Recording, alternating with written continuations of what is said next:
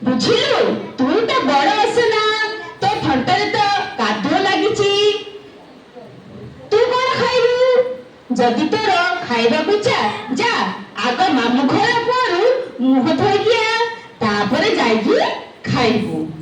ଏତକ ଶୁଣି କାଉ ଭାରି ଖୁସି ହେଇଗଲା।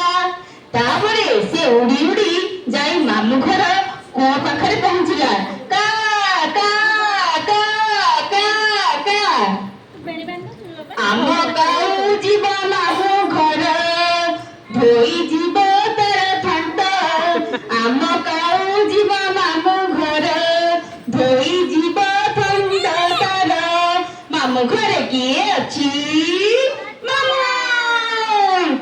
ତାପରେ କୂଅ କହିଲା ରେ କୂଅ ତାପରେ କାଉ କହିଲା ରେ କୂଅ ଦେ ପାଣି ଧୋଏ ଥଣ୍ଟ ଧାଇଁ ଧାଇଁ ଖାଏ କଲୁରୀ ବେଣ୍ଟ।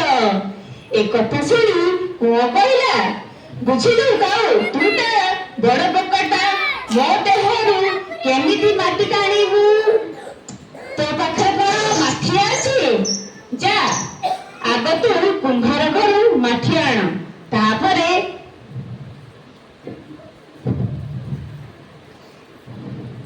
ପାଣି କାଢି ମୁହଁ ଧୋଇବୁ ଯା। କାଉ ଡେରି ନ କରି ଉଡ଼ି ଚାଲିଲା। କା କା କା କୁମ୍ଭାର ଆଗରେ ବସି ପଡ଼ି କାଉ କହିଲା ରେ କୁମ୍ଭାର ଦେ ମାଠିଆ କାଢ଼େ ପାଣି ଧୋଏ ଥଣ୍ଟ ଧାଇଁ ଧାଇଁ ଖାଏ କଲୁରୀ ବେଣ୍ଟ। ଏ ସକାଳୁ ସକାଳୁ କାହା ମୁହଁ ଚାହିଁଥିଲି କେଜାଣି ଟଙ୍କାଟା ବୈଧ ହେଇନି ଆକୁ ମୁଠଥର ମାଠିଆ ଦରକାର କିଛି ଗୋଟେ କରିବା ପାଇଁ ପଡ଼ିବ ତ। କଥା କଣ କି ମୁଁ ତତେ ମାଠିଆ ବାଢ଼ି ଦେଇଥାନ୍ତି ଯେ ହେଲେ ମୋ ପାଖରେ ଏବେ ମାଟି ନାହିଁ ତୁ ଯା ବିଲରୁ ଆଗେ ମାଟି ଆଣିବୁ। ତାପରେ ଡେରି ନ କରି ବିଲ ଆଡ଼କୁ ଉଡ଼ିଲା।